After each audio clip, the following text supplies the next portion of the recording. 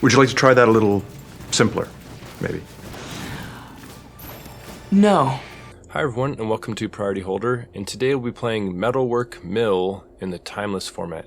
Now our means of milling the opponent is Altar of Dementia, an artifact that lets us sacrifice a creature and mill equal to that creature's power. And so a great creature to sacrifice to that is Metalwork Colossus. We can mill them 10 cards at a time. Now the unique thing about Metalwork Colossus is that it gets a cost reduction equal to the mana value of non-creature artifacts we control. And it has a recursion ability. We could sacrifice 2 artifacts to return it from our graveyard to our hand, and you can probably see where this is going. What this deck does is place a ton of non-creature artifacts on the battlefield, enough to reduce its cost down to 0, and have spare artifacts sitting around so that we can loop it a few times and mill them out with Altar of Dementia. And so you may recognize this shell a little bit. I have a similar one in an Aetherflux Reservoir Eggs deck that I posted in my previous video. I'll link it in the description. But this is tweaked a little bit because we can't use like Chromatic Star and Chromatic Sphere because we want our eggs to stay in play and contribute to Metalwork Colossus. So it's been modified a little bit, but an important part also are the cost reducers, Semblance Anvil and Cloud Key. Lets us get the cost of our artifacts going down so we can start free casting them and start chaining off huge turns where we're not really trying to storm off, we're trying to just muster a ton of stuff on the battlefield to loop this a few times. And we're being powered by the card advantage of Mystic Forge and the One Ring. So this is another wild and crazy deck, and let's jump into some games. Now this is a tough one. I wouldn't fault you for keeping this hand, but I really like starting out with an accelerant like a Semblance Anvil or a Cloud Key, so go ahead and mulligan. Now we have the Anvil, but we only have 1 land, so it's a little bit sketchy. Go ahead and put 1 Colossus back, and I'm just going to hope that we get land number 2 for the Lembas to help get us there. So this is a pretty risky keep though, especially against aggression such as this. So, and then we miss the turn 2 land drop, so honestly might be a death sentence against Red Aggro, so we'll have to see how this plays out. Lightning Bolt. It's already looking grim as we start. Okay, so we get the land number 2, so now we're off to the races. So we have to find land number 3 in a hurry. Alright, and there it is, Darksteel Citadel. So happily take that, and we're hoping that we're just not too far behind at this point. Okay, Bobble, Swift Spear. So a full retail light up the stage is honestly excellent news for us, because that could be quite devastating. If they had a bolt to like get the mana discount, we would be basically dead right now already. So a little bit of a reprieve, but we're still starting our turn 4 at 9 life and 3 lands. So all right, tap land is not great, but we could finally play our Semblance Anvil, and it's going to allow us to sort of go off a little bit. I'm going to stick a Lembas under it. There is an argument to just sticking Altar Dementia under it, because we're not really at that point yet to milling them. And the Lembases can be cracked for some life gain. So yeah, we're definitely going to scry that land to the bottom. And we draw another land, of course. And then slam Metalwork Colossus, since it's been reduced all the way to 0. So that feels pretty good. The removal in... I said like the metagame removal in Timeless does not line up well against Metalwork Colossus, unless they have like Liliana the Veil, you know. But Fatal Push and all that kind of stuff does not work. So we have this giant 10-10 brick wall that's hopefully going to sort of gain us some... Alright, so Bowmaster's Channeler passed, but that's like a lot of aggression about to come our way. And we just have so many lands, so we need something bad right now. Golden Egg, Dark Ritual. Not to mention everything we draw means Bowmaster's gonna be pinging us. So it's looking sort of bleak. So we go ahead and pass. Now, we're not completely done yet, even though we're only at 8 life. We do have a lot of onboard life gain with our Lembases and our Golden Egg. And so opponent puts Lightning Bolt in the stack. We're gonna fire off our Dark Ritual and crack as much life gain as possible. Now this does run counter to the plan of recurring Metalwork Colossus. Right now we just need to survive. So we're going to crack both Lembases with option to crack Golden Egg as well. So this should hopefully deter them from Okay, so opponent just puts Loris into hand. So they're seeing that this is going to take a little bit longer. So Channeler's coming in over the top. And the question is, do we need the life from Golden Egg, or do we need to keep it out for Colossus? I decide we need the life. Like, we just have to survive at this point in time. Inventors Fair pitching in a little bit. Cloud Key is going to reduce almost everything in our deck to 0 mana. And yeah, we're just going to go ahead and put Jegantha into our hand. And we're just hoping and praying at this point that we can survive. Can play with fire to our face. They're going to get a scry. Alright, they top that. That's not good. Here comes Loris. And they have a bauble. Yeah, so they're playing a bauble. Now, so from the opponent's perspective, how would you play this, you know? Because they're only at, I don't know if they're worried about us attacking. They only attack with Channeler. I think they probably should have attacked with everyone there. I don't know. I guess they're a little wary, and maybe they're trusting in the burn spells and stuff. But we drew the absolute perfect card. We needed something of this caliber. So one ring, the ring protection is going to buy us some time. So and now we can draw cards freely against Bowmasters as well. So Bowmasters has to choose an alternate target besides their life total. So ring protection super clutch, and getting a second ring there is absolutely critical. So alright, so opponent has a Bloodstained Mire. And yeah, they can just keep looping baubles with Loris. And the opponent's probably regretting not attacking all that one time. Okay, Eidolon of the Great Revel would be bad news, except we have another copy of the ring. Okay, so now we're facing two nightmare scenarios, Bowmasters and Eidolon of the Great Revel. So we got to see if we could figure out a way out of this. The opponent just keep up the cards with the Bauble Loris loop. Let me draw another land. So I think about it hard, and I realize after thinking about it, you can see the timer running, that we basically have to go for it here. With Bowmasters, with Eidolon, like, they're getting to the point where they can just Alpha Strike us, or possibly just double bolt us if the ring protection leaks. Now you notice I activated the ring despite Bowmasters there. That's because I wanted to get the cards collected and then sacrifice it immediately to recur Colossus for the first time. So we're just going to go for it here. I'm not certain we can get all the way. So now we're going to sacrifice a Citadel, which we've tapped for mana, and the expended ring. And it did require us taking a little bit of damage to the face, which is dangerous against a bolt deck. But now we can play a second copy of the ring to get some more non-creature artifact mana value on the battlefield. Not to mention ring protection again. So now we can draw freely and cast freely into Eidolon of the Great Revel. Now, fortunately, we do have a number of artifact lands, so we're able to loop Colossus at least one more time without damaging our onboard artifact mana value. Alright, so they only have 17 cards left, so it seems like we've got this. We just have to loop Colossus 2 more times without chewing up too much of our non-creature artifact mana value. So here we go again. Gonna cast Semblance Anvil now that it's safe against Eidolon. Alright, so opponent puts a Searing Blood on the stack. That actually doesn't do anything because of ring protection, and it doesn't have an exile clause. But just for due diligence, I'm going to sacrifice it to Dementia just to fizzle the spell anyway. So we put the opponent down to 7 cards in their deck. But we're out of land artifacts to sacrifice. I go ahead and tuck something under Semblance Anvil, but it's honestly not necessary. Because we're going to have to probably because we need to keep the Altar of Dementia to play no matter what. And so I did some mathing it out, and the thing is, like, an imprinted Semblance Anvil just contributes so much that we're able to still sacrifice some big artifacts and get the last mill in. And his opponent has an empty library, and I go ahead and, just for super due diligence, grab another copy of the ring, but the opponent's just going to die on their draw step. And see if we get the mill animation, and we do.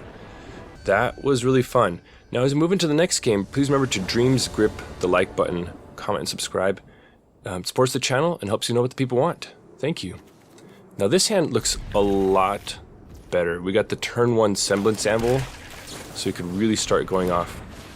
Would love it if we had like another follow-up play, because we're going to have to imprint Lembas onto it. We want to keep the 1 ring. Turn 1 Semblance Anvil also means turn 2 1 ring in this scenario. Alright, Swamp, Mishra's Bauble from the opponent. Alright, what do we draw? Altar of Dementia, okay. Opponent is happy with our altar. Alright, so we're going to play 1 ring and play Altar of Dementia. Not going to draw right now. Like, there's a good chance we can cast whatever we draw for free, but against the black deck with Thoughtseize potential, it's just not worth the risk, so we'll just wait 1 more turn. Alright, so opponent plays a Swamp and passes. We're going to get our card.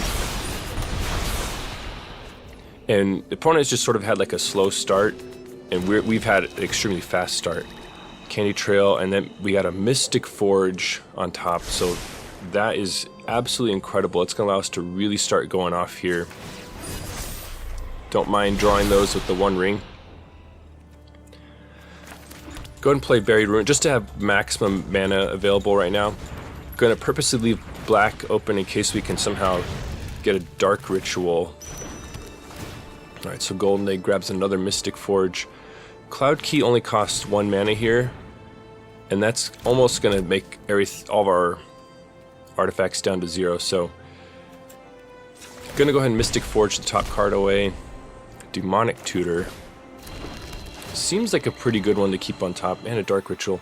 I decide in the end just to bottom them and just try and really go off right now, and we end up missing, so setting an upkeep stop for Mystic Forge. Our opponent has the turn 3 Necro, but it seems far too slow compared to our start. And alright, they opt to just refill their hand. They're not digging super deep. Alright. And so they went one card over and pitched an extra Necro. On our upkeep, we're going to activate Mystic Forge to try and get another hit. Unfortunately, there's another land there, so we're going to draw that. Golden Egg is going to get the party started nicely. Oh yeah, gotta make it to my main phase first. So many clicks to get through that.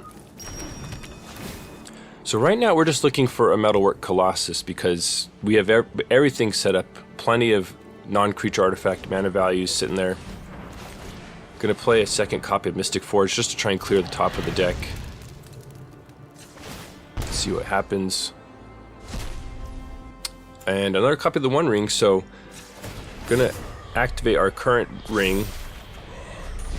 And there's a Colossus. And it seems like it's pretty trivial at this point to mill them out.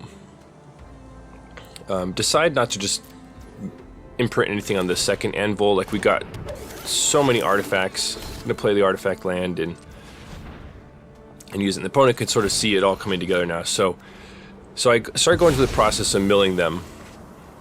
And it's only partway through that I realized that we can't truly mill them with the Necropotence in play because Necropotence prevents them from milling out. But what we can do is we can empty their library and make it so they have to beat us with the 7 cards they have in hand. Meanwhile, we're just like going off, and we can create like a small army of 10/10s for them to deal with also with those only 7 cards in hand. So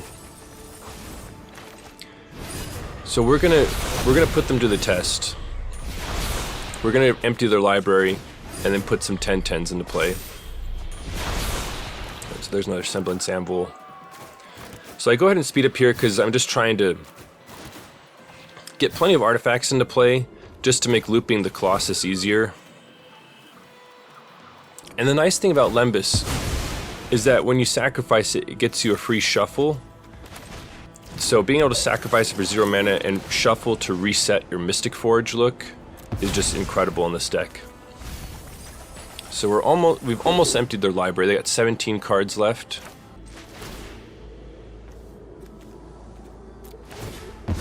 Alright, and so the opponent eventually packs it, and they see the writing on the wall, and they realize they can't beat us with that 7 they have. Here's the next game. Not as explosive as last game. Alright, Dragon's Rage Channeler plus Bobble is bad news as far as us surviving a long time. But we have the pieces. If we could, we'd have to spike like a Dark Ritual and like a Black Source. So this is just, we're going second against a fast draw with a slow draw. So it's a little unfortunate. We're going to play a Lembas and try and get things going. Alright, Golden Egg. We're going to bottom that, and okay, another land. A Dark Ritual there would have been excellent, because then we could have gone Semblance Anvil into one ring next turn and maybe got things going.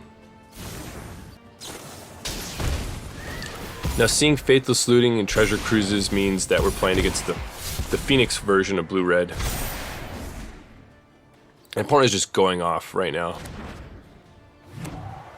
They have another land. Consider. Alright. So opponent's just already churning through their library. And here we are starting turn 3 at 14 life, 5 power on board. It's looking a little bleak. So I imprint something on Semblance Anvil. Decide it's time to put an Altar of Dementia on there because we need to survive. Now this might have been a mistake here. I fire off Lembas and forgot that it triggers Ledger Shredder, which allowed them to put a Phoenix into the bin. So that's pretty unfortunate. And we are so close to sticking a Colossus down on the battlefield, though I guess it wouldn't have mattered against the Flyers. And another Phoenix hits the bin, and I'm realizing we might not get to play our one ring. So opponent's firing off their spells. And then I believe that's a third copy of Phoenix. And it's just trivial for them to get the 3 spells fired off. Not to mention Lightning Bolt, so we are dead on this game. So it's too bad, but we go into the next one with a more optimistic hand. Don't have any black sources. That's the tricky thing about this deck, is like if you play like tons of black sources, you lose out on like all the good utility lands. And I feel like we have to have the artifact lands in here for this plan. So I keep the black source because that's going to allow things to get moving. My opponent plays Prosperous Inkeeper and passes. Alright, there's the Semblance Anvil. So it was just going to be like a turn, a Mystic Forge turn, but this is going to allow us to go Semblance Anvil into Mystic Forge. This turn's looking a lot better now. Alright, so we're going to stick Golden Egg. We obviously want to keep the Mystic Forge. And we'll see how far we can go right now. Definitely going to exile the Swamp. And there's a Colossus for 0 mana already. Golden Egg. Now, we do need to find an Altar of Dementia. So setting the upkeep stop for Mystic Forge. Trelasar. Okay, so we're playing against life gain. Inkeeper's going to help Trelasar trigger, but they take a lot of, they take a bunch of creatures entering to get their creature to 10/10, and we just play one off a bunch of random artifacts, so feels pretty good. There's Altar of Dementia, and gonna go ahead and attack in, and they throw Trelasar under the bus there in full survival mode. That is not our primary game plan though, so we're gonna slam the one ring and clear the top of the deck. Not only that, but it puts a Dark Ritual into our hand. So, alright, there's a spare Altar of Dementia. And I'm going to start milling them right here. Uncertain if we can go all the way with the current configuration, like we might run out of artifacts. So, we're going to have to see how far it goes. Purposely sacrificing Lembas here to get a free shuffle. And another non-artifact, unfortunately. But we're going to see how far we can go. Putting the extra altar into play, probably to sacrifice one of them shortly. And I was about to pass the turn and keep going next turn, but decide, let's just fire up Dark Ritual and grab another Mystic Forge. It'll also give us a free shuffle. And so that shuffle yields a Candy Trail, which is going to help us, definitely bottom both those lands. So it's going to allow us to possibly keep going off with Mystic Forge, and then we find a Golden Egg, and another Colossus, and that means we could probably finish them off this turn. So I'm going to speed through this part because I just spend some time mustering plenty of non-creature artifact mana value onto the battlefield, and especially with like a spare Colossus in hand, like this is over. And we could see the opponent's deck like Mother of Runes, Skyclave Apparition, a few of the other life gain payoffs as well. Or not Mother of Runes, Soul Warden, sorry, wrong one. Anyway, we end up defeating them with the clean mill kill and move on to the next game. Mulligan that, and this hand, it doesn't have the cost reducer, but it has a turn 2 1 ring, which is pretty strong. And opponent has the turn 0 Leyline of the Void into Inquisition. So already I'm like, oh great, well there goes our primary win condition. We can't loop Colossus anymore because there's a Leyline and we have no means of dealing with it. So we're gonna have to get creative. I'm not gonna lie, I was thinking of just conceding, like, but then like, alright, let's just play it out. I mean, we do have the ability to put 10/10s on the battlefield, so that's gonna have to be the game plan. So we're gonna go ahead and slam a turn 2 1 ring and see where that takes us. Now, once again, against black, we're going to hold off on activating it. Though I guess we do have ring protection, so... Alright, Ashiok. So 2 forms of Graveyard Hate. And also fetch land, you know, library searching hate, which doesn't really affect us. Alright, so we're going to activate the ring. Semblance Anvil. So the opponent, fortunately, does not have us under any pressure at all. This seems to be like mono black devotion that we're playing against. Now we're gonna go put a Semblance Anvil down and just get the train going with some Lembases. Yeah, definitely don't want the land at this point. We're trying to find some 10/10s and make something happen. Lembas. Decide to keep an extra copy of the ring. It's just that powerful. Alright, there's Nykthos. Opponent plays Necromentia. I was shocked to see this in best of one, so let's see. And the opponent names Tendrils of Agony. So they see the swamps, they see like an egg strategy, and so they go for Tendrils, which was like a good guess by them. Like, it is something I was considering doing with these kind of decks. But it's, the opponent has all the hate pieces ready. They got the Graveyard Hate covered, they got the Fetchland Hate, and they got Storm Hate by like firing off Necromentia. So we finally find a Metalwork Colossus. There's Altar of Dementia. So the thing is, even though we can't cycle the Colossuses over and over, we do have 4 of them, and so it is possible to mill for 40. We maybe 45 if we can get Jegantha onto the battlefield. So, and we happen to just spike a huge amount of stuff for Mystic Forge. So we're just going off right here. And then another copy of Mystic Forge. So we're going to go ahead and put a Cloud Key down and just sort of lock up the 0 artifacts. So we're sitting pretty with 20 power on the board. The opponent mills our good card on top, which is unfortunate. Our opponent fires off Dark Ritual. Wondering what it's going to be. Alright, they fire up Nykthos. And it's Phyrexian Obliterator. Which, when you're using 10/10s, is a bit of a problem. At least it would be if we didn't have a ton of spare junk to sacrifice. Now normally this would be like, you'd be very happy to make your opponent sacrifice 10 permanents, but we are not shy about that. We actually find the 4th Metalwork Colossus. So I'm speeding up here because I go into this Turbo Mystic Forge mode to try and load up plenty of permanents to sacrifice and make sure we have all of our good ones left behind. So we're going to send in for 20 damage. Opponent's, of course, going to block. And then the Obliterator's trigger is going to go on the stack. We have to sacrifice 10 permanents. So I go ahead and select them all. And like I said, I wanted to put plenty on there so that we had all of our important pieces still on the battlefield. And going to play another Metalwork Colossus in case they have some sort of removal. Not going to play all of them in case I'm Oh, they have some sort of wrath or something like that. I want to keep one of them behind just in case, and put up ring protection just to be extra certain that we're safe from like some crazy gray merchant turn or something like that. And we lock up the win.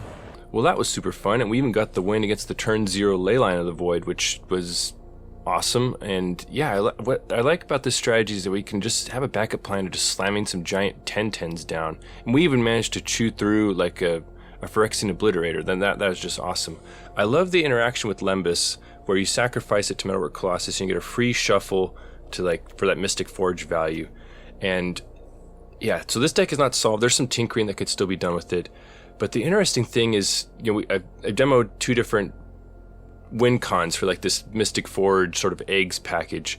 One with the Aetherflux Reservoir, and this one with Altar of Dementia and Metalwork Colossus.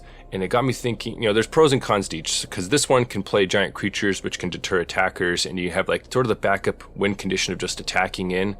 Whereas Reservoir, its advantage is that it gains you life, and it has like a tighter package, just those 4 cards. And like on turns where the opponent's ring protected, you can set an upkeep stop and fire it off on their upkeep, whereas this one will be blocked on ring protection turns, so like it could get awkward sometimes.